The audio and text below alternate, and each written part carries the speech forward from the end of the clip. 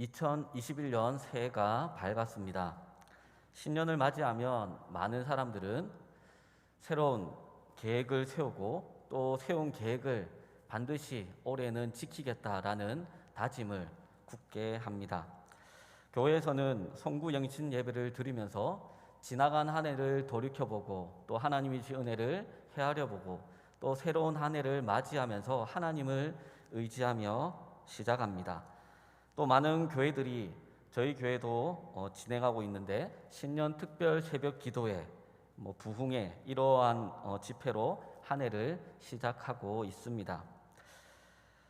이런 이유는 바로 기도하는 것, 또 하나님을 의지하면서 새로운 한 해를 시작하는 것, 그것이 중요하다는 것을 알기 때문입니다.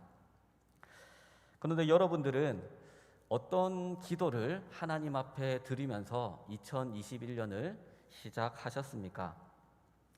사실 우리가 하나님 앞에 기도하는 것도 중요하지만 그것 못지않게 우리가 기억해야 될 것은 무엇을 위해서 기도하느냐입니다. 이것을 알기 위해서는 우리는 이 땅에 오신 예수님께서 이 땅에 계시는 동안 어떤 기도를 또 무엇을 위해서 기도하셨는가, 그것을 생각해 볼 필요가 있습니다. 요한복음 17장에는 예수님의 고별 기도가 기록되어 있습니다. 이전에 예수님께서 제자들에게 이렇게 기도하라 라고 말씀하시면서 주기도문을 가르쳐 준 적이 있습니다. 그런데 요한복음 17장에는 실제로 예수님께서 십자가에서 죽으시기 전에 마지막으로 드렸던, 제자들 앞에서 드렸던 기도의 내용이 기록되어 있습니다. 이 기도는 크게 세 가지 내용으로 되어 있습니다. 첫 번째 기도는 지난번 설교 때 살펴보았던 1절부터 5절까지의 내용으로 예수님께서 자신을 위하여 기도하신 내용이 기록되어 있습니다. 이 기도에서 예수님은 자신에게 필요한 무언가, 또 자기가 원하는 것, 이것을 하나님 앞에 기도하지 않았습니다. 하나님을 영화롭게 하기 위해서 하나님이 주신 사명을 잘 감당할 수 있도록 하나님 앞에 기도하셨습니다. 예수님의 삶은 오로지 하나님의 영광에 초점이 맞추어져 있었습니다. 두 번째 기도가 오늘 우리가 읽었던 본문인 6절부터 19절까지로 이 내용은 제자들을 위한 기도입니다. 그리고 세 번째 부분은 다음 설교 때 다루게 될 20절에서 26절까지로 장차 믿게 될 사람들을 위한 기도로 예수님의 고별 기도는 구성되어 있습니다. 그런데 예수님은 특별히 자신을 위한 기도보다도 오늘 우리가 읽었던 본문에 나오는 제자들을 위한 그 기도에 많은 분량을 할애하고 있습니다. 왜 제자들에게 이렇게 예수님의 중보 기도가 필요했을까? 사실 지금까지는 예수님이 제자들과 함께 동고동락하면서 그들에게 필요한 것들을 채워주시고 또 그들에게 하나님의 나라와 하나님의 말씀을 가르쳐 주셨습니다. 하지만 이제 예수님께서 잡히시고 또 십자가에서 죽으시고 부활하시고 승천하시고 나면, 제자들을 떠나고 나면 당장 그 제자들에게 닥칠 혼란과 고난, 방황, 이러한 것들을 있음을 아셨기 때문에 예수님은 그들을 위해서 중보 기도하고 계신 것입니다. 예수님께서는 제자들을 위한 이 중보 기도의 내용을 통해서 그들을 향한 특별한 사랑과 또 관심을 나타내 보이셨습니다. 그 내용은 제자들이 하나가 되는 것, 그리고 세상의 악한 도전으로부터 보호를 받으며 늘 말씀 가운데 거룩함을 잃어버리지 않는 것, 이것이 바로 예수님이 제자들을 위해서 하셨던 기도의 내용이었습니다. 오늘 우리는 이 말씀을 통해서 예수님이 제자들을 위해서 하셨던 이 기도의 의미에 대해서 좀 더 생각해보고, 또 여러분의 기도가 이 예수님이 제자들을 위해서 하셨던 기도와 같이 변화되어 가기를 주님의 이름으로 축복합니다. 먼저 오늘 본문에서 예수님이 기도하시는 제자가 어떤 사람인지 우리가 생각을 해볼 필요가 있습니다. 6절에서 예수님은 제자들을 세상 중에서 내게 주신 사람들이라고 표현하고 있습니다. 다시 말하면 제자는 하나님이 선택하신, 그래서 하나님께서 자신에게 주신 사람들이 바로 제자들이다라고 말씀하는 것입니다. 그리고 이후에 8절에서는 나는 아버지께서 내게 주신 말씀들을 그들에게 주었사오며 라고 되어 있습니다. 즉 제자들은 하나님의 말씀을 예수님으로부터 받은 사람을 의미합니다. 그리고 또다시 6절로 돌아가면 그들은 아버지의 말씀을 지켰나이다. 이것은 제자들은 하나님의 말씀을 지키는 사람들이다라고 우리가 생각해 볼 수 있습니다. 이 세 가지를 종합해 보면 예수님은 하나님이 선택한 제자들에게 하나님의 말씀을 주셨고 제자들은 하나님의 그 말씀을 지켰다라고 생각해 볼 수 있습니다. 실제로 예수님께서 12제자를 선택하실 때 세상의 기준으로 돈이 많은 사람이나 잘생긴 사람이나 권력이 많은 사람 이런 사람을 선택한 것이 아니라 전혀 예상치 못한 그런 사람들, 그 당시 사람들에게 인정받지 못한 그런 사람들을 선택하신 것을 통해서 그것은 세상의 기준이 아니라 하나님의 원하는, 하나님이 선택한 사람을 부르셨다는 것을 볼 수 있습니다. 그리고 공생의 기간 동안에 예수님은 제자들과 동고동락하면서 하나님의 말씀을 가르쳐 주셨습니다. 이것이 바로 예수님이 하나님의 말씀을 제자들에게 주었다라고 볼 수 있는 것입니다. 그런데 우리가 제자들의 모습을 돌아볼 때 과연 제자들이 하나님의 말씀을 잘 지켰을까? 이것은 조금 이해하기 어려운 부분도 있습니다. 우리가 잘 알듯이 예수님이 겟세마네 동산에서 간절하게 하나님 앞에 기도하는 그 순간에도 제자들은 잠을 자고 있었습니다. 예수님께서 체포될 때에도 모든 제자들이 두려워하면서 뿔뿔이 흩어졌습니다. 부활하신 예수님에 대한 믿음도 제자들에게 분명하게 있지 않았습니다. 그럼에도 불구하고 예수님께서 제자들이 말씀을 지켰다라고 말씀하신 것은 오순절날 성령님께서 임재한 그 이후에 제자들이 변화된 모습, 정말 하나님의 말씀을 전하기 위해서 자신의 목숨도 아끼지 않고 또 교회를 세워갔던 그러한 모습을 통해서 제자들이 하나님의 말씀을 지켰다라고 말씀하고 있습니다. 예수님은 바로 이런 제자들을 위해서 오늘 본문에서 기도하고 계십니다. 이 예수님의 기도를 본받으려면 우리가 생각해 볼 것은 그러면 우리에게 제자는 어떤 사람인가? 예수님에게 제자는 이런 사람이라면 우리에게 적용할 수 있는 제자는 누구인가 생각해 보아야 합니다. 먼저는 우리 자신이라고 말할 수 있습니다. 하나님께서 우리를 선택해 주셨고 하나님의 자녀 삼아 주셨고 하나님의 소유를 삼아 주신 우리가 바로 하나님의 예수님의 제자가 되는 것입니다. 그러므로 예수님이 제자들을 위해서 하셨던 그 기도의 내용, 그 내용대로 우리 역시도 자신을 위해서 그 기도의 제목대로 기도할 필요가 있습니다. 더 나아가서 우리의 제자는 하나님이 우리에게 가정에 맡겨주신 자녀들과 또 하나님이 맡겨준 영혼들입니다. 주일학교 교사라면 여러분들이 주일학교에서 맡고 있는 학생들이 될 수가 있고 여러분들이 셀 리더라면 여러분들이 맡고 있는 그 셀원들이 바로 하나님이 여러분에게 맡겨주신 영혼들, 제자들이라고 말할 수 있습니다. 하나님은 우리에게 그들을 맡겨주셨고 그들에게 말씀을 주라고 하셨습니다. 예수님이 제자들을 위해서 기도하신 것처럼 우리도 우리의 자녀들과 또 하나님이 우리에게 맡겨주신 그 영혼들을 위해서 하나님 앞에 기도해 나아가야 할 것입니다. 그러면 예수님께서 이 제자들을 위한 기도에서 구체적으로 어떤 기도를 하셨는지 우리 본문을 통해서 생각해 보고자 합니다. 첫 번째 예수님이 하셨던 기도는 제자들을 하나 되게 해달라고 기도하십니다.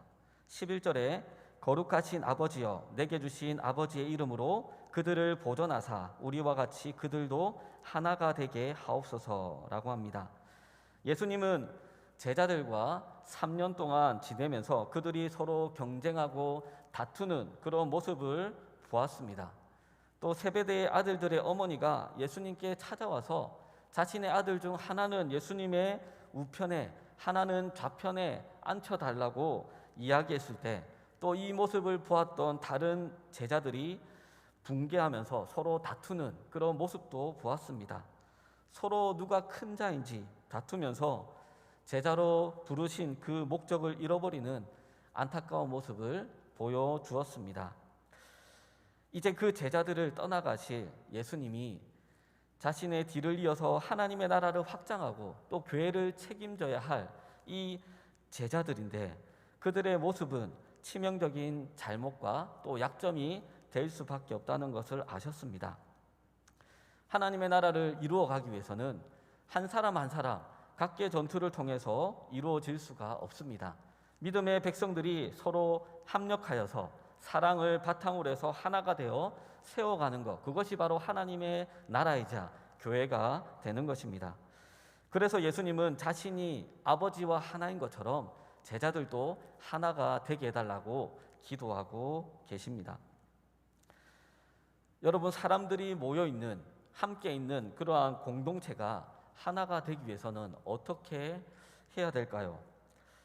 한 명의 리더나 영향력 있는 사람에 맞춘다고 해서 하나 될 수는 없습니다. 물론 일시적으로 하나 되는 것처럼 보일 수는 있지만 얼마 지나지 않아서 그렇게 하나 된 것은 결국 깨어질 수밖에 없습니다. 공동체가 하나 되기 위해서는 한 사람 한 사람이 하나님과 하나가 되어야 합니다. 에베소서 4장에 보면 성도들을 부르심의 한 소망 안에서 부르심을 받았다라고 말씀하고 있습니다. 성령이 하나 되게 하신 것을 힘써 지키라고 말씀하고 있습니다. 즉, 타락한 존재인 우리들은 하나님 안에서만 서로 함께 하나 될 수가 있는 것입니다. 우리가 한 사람 한 사람이 하나님을 닮아가고 하나님과 하나가 되면 그런 사람들이 모여있는 공동체도 하나가 되는 것입니다. 예수님이 아버지와 하나인 것처럼 제자들이 먼저 하나님과 하나가 되어야 합니다.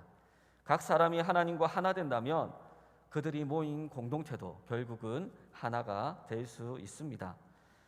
실제로 제자들이 오순절 성령의 임재를 경험한 이후에 한 사람 한 사람은 예수님을 닮아가고 하나님과 하나가 되었습니다.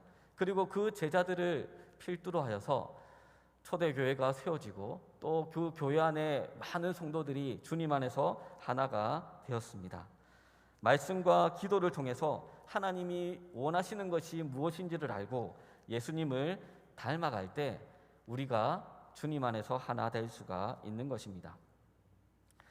두 번째로 예수님이 제자들을 위해서 기도하신 내용은 악으로부터 제자들을 지켜달라는 기도입니다.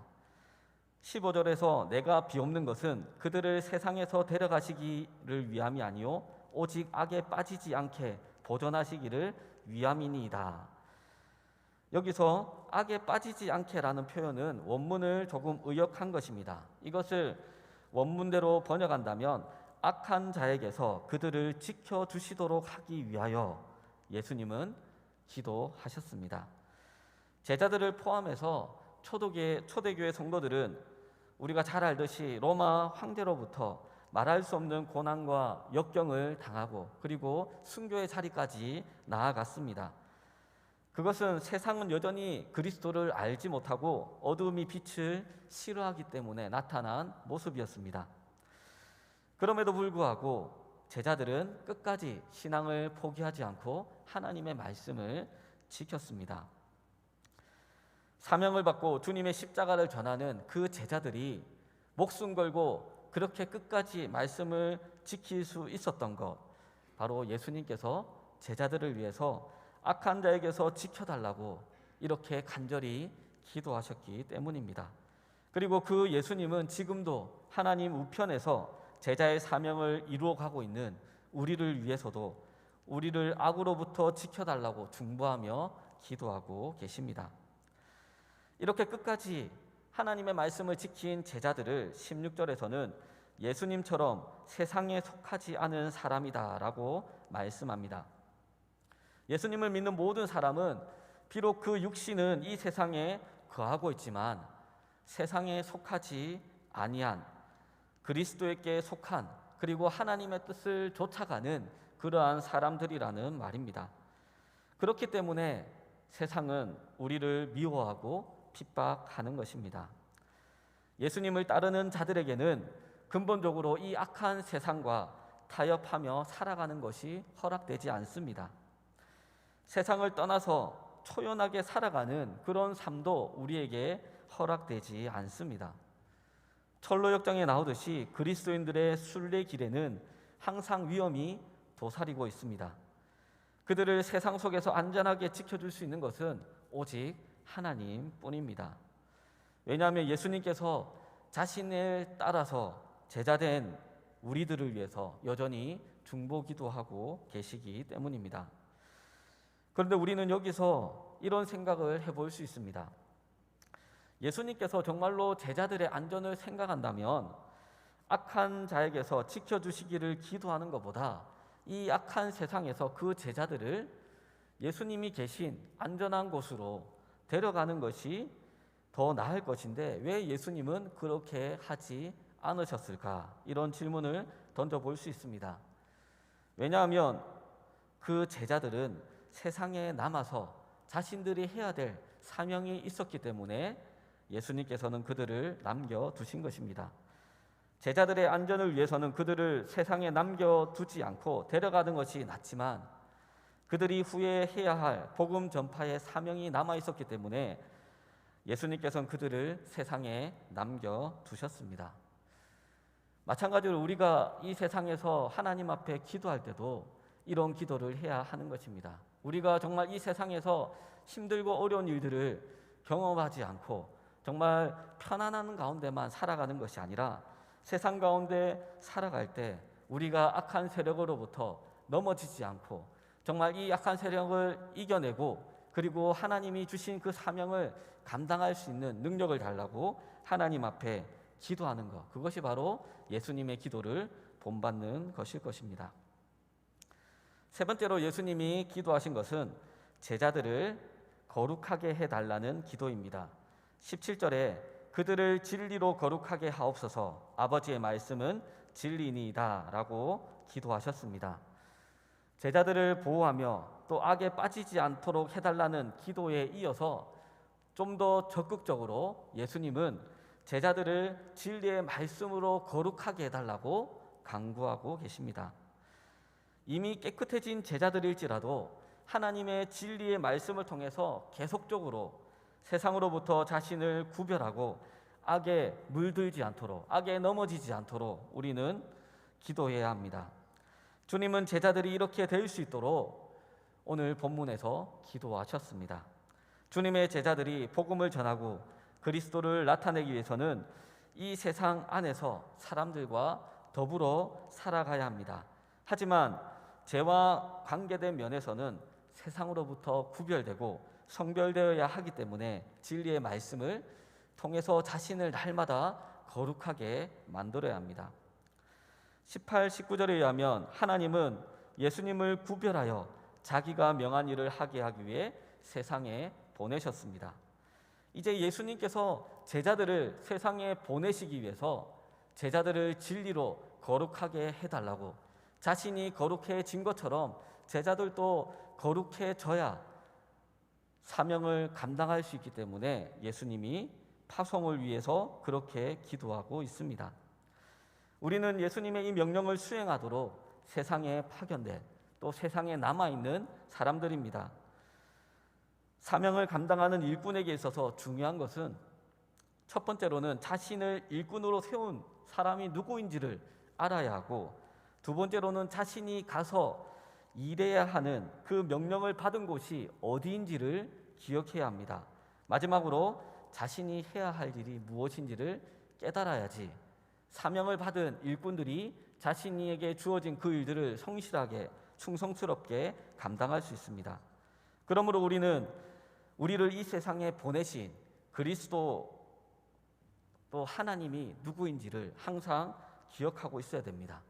하늘과 땅에 있는 모든 권세를 가지신 분이 우리를 파송하셨기 때문에 우리는 자부심을 가지고 그곳에 합당하게 하루하루를 살아가야 합니다. 또한 우리가 가서 일할 곳은 바로 우리가 이 땅에서 살면서 있는 그 자리, 그리고 만나는 사람들임을 기억해야 합니다. 우리의 가정과 또 학교와 직장, 그리고 우리가 머무는 모든 곳에서 우리가 어떤 형편에 있더라도 그 안에서 하나님이 우리를 향한 계획이 무엇인지를 기억하고 또 우리가 해야 될 일이 무엇인지를 항상 기억할 때 우리는 주님이 우리를 파송한 그 사명, 그것을 감당할 수 있는 것입니다. 하나님의 말씀의 능력은 모든 사람의 삶을 거룩하게 만들기에 충분합니다. 오히려 이것이 아닌 다른 방법으로는 어느 누구도 거룩해질 수가 없습니다. 하나님의 말씀으로 삶의 규범을 삼아 힘써 지키는 사람만이 마지막 날 하나님께서 우리에게 약속하신 상급을 얻을 수 있고 또한 모든 일을 행하기에 온전케 되는 그러한 일들이 일어나게 되는 것입니다. 그렇기 때문에 성도들은 자신의 삶 속에서 자신이 어디에 있든지 무엇을 하든지 진리이신 하나님의 말씀을 놓치지 않도록 날마다 성경과 가까이 하도록 노력해야 합니다. 이 세상 어디에도 성경을 대신할 만한 명확한 진리는 없습니다. 우리의 영혼을 튼튼하게 하고 또 우리의 생활을 윤택하게 하는 하나님의 말씀에 귀를 기울이는 성도가 하나님이 원하시는 삶을 살아갈 수 있는 것입니다. 저희 교회에서도 그래서 올 한 해 2021년을 정말 하나님이 원하신 대로 살아가기 위해서 1월 한 달간 진행하는 신년 성경 통독이 있습니다. 우리 많은 분들이 또한 시작을 했을 것이고 또 하고 계실 텐데요. 우리 모든 성도님들이 정말 2021년을 시작할 때 하나님의 말씀으로 시작할 수 있도록 여러분들이 결단하고 또 도전하여서 하나님의 말씀으로 거룩해지는 그러한 2021년이 되기를 소원합니다. 여러분, 말씀을 다시 한번 요약해 보겠습니다. 예수님은 먼저는 제자들이 서로가 하나 되게 해달라고 하나님 앞에 기도했습니다. 공동체가 하나가 되기 위해서는 먼저 한 사람 한 사람이 하나님과 하나가 될 때 그것이 가능합니다. 하나님과 하나가 되고 예수님을 닮아갈 때 그러한 사람들이 모여 있는 곳이 바로 하나된 공동체가 되는 것입니다. 또한 예수님은 제자들이 악에 빠지지 않도록 기도하셨습니다. 제자된 우리들은 세상에서 구별된 사람이지만 세상 속에서 하나님의 사명을 받고 파송받은 사람이기 때문에 악한 세력으로부터 지켜달라고 하나님 앞에 기도하고 또 우리에게 맡겨진 사명을 감당할 수 있도록 우리와 함께 해달라고 기도해야 하는 것입니다. 마지막으로 제자들이 진리로 거룩해지도록 기도했습니다. 우리를 거룩하게 하는 것은 하나님의 말씀만이 가능합니다. 날마다 우리가 말씀을 읽고 또 말씀을 듣고 말씀을 묵상하고 말씀을 암송해 나아갈 때 타락한 우리가 정말 주님 앞에서 거룩해질 수 있고 또 우리가 거룩해질 때 파송받은 사람으로서 주어진 사명을 감당하게 되는 것입니다. 사랑하는 성도 여러분, 오늘 우리가 들었던 말씀대로 자신을 위해서 또 여러분의 자녀들과 또 하나님이 여러분들에게 맡겨준 그러한 영혼들을 위해서 기도하며 2021년을 시작해 나가는 성도님들이 되시기를 주님의 이름으로 축복합니다.